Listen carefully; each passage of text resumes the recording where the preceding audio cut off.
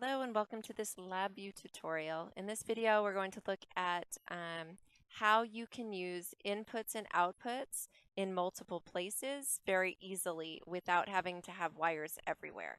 And in order to show you that, I'm actually also going to throw in my express structures while loop with stop button around everything because I got a little bit goofed up. I'm missing a stop button.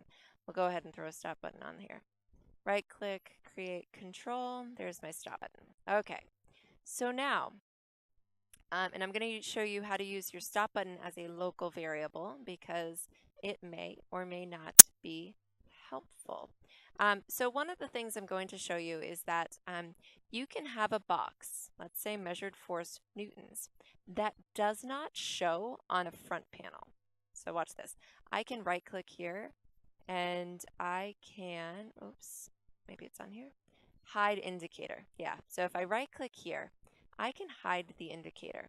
Let's say I always want to calculate my measured force in newtons. And then I want to use a case structure to decide if I'm going to display pounds force or newtons.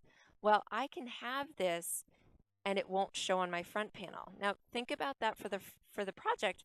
It might be awfully handy to have a set of indicators that store a value that we might write to a file that are all a single unit system that also don't display on your front panel.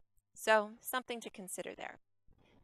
In addition to being able to hide indicators, I can also create local variables of anything in my VI.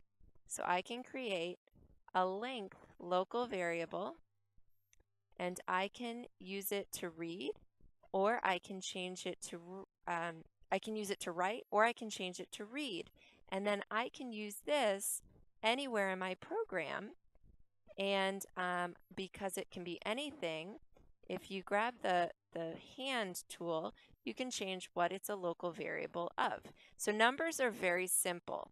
This allows me to have my length in inches, or perhaps I calculate all of my units in meters and I store those in a hidden indicator and I use those local variables wherever I want.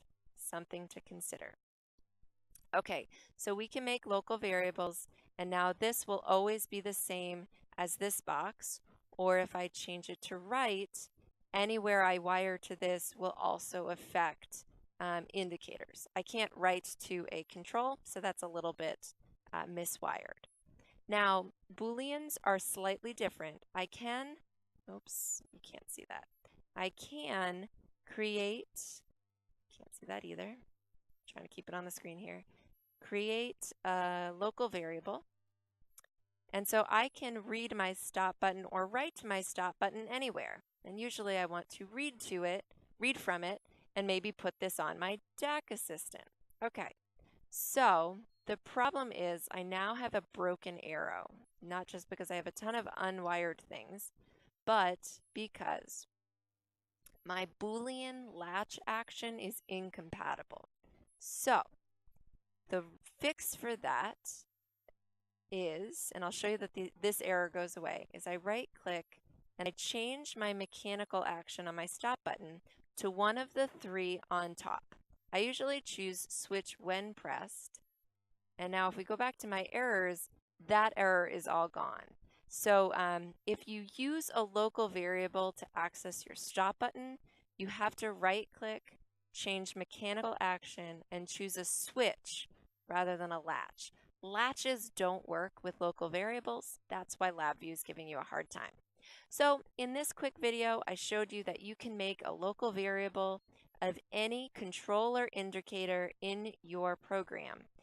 That might be helpful, especially as our programs get more involved. We'll have to use this in Lab 3, but I thought it might be useful here.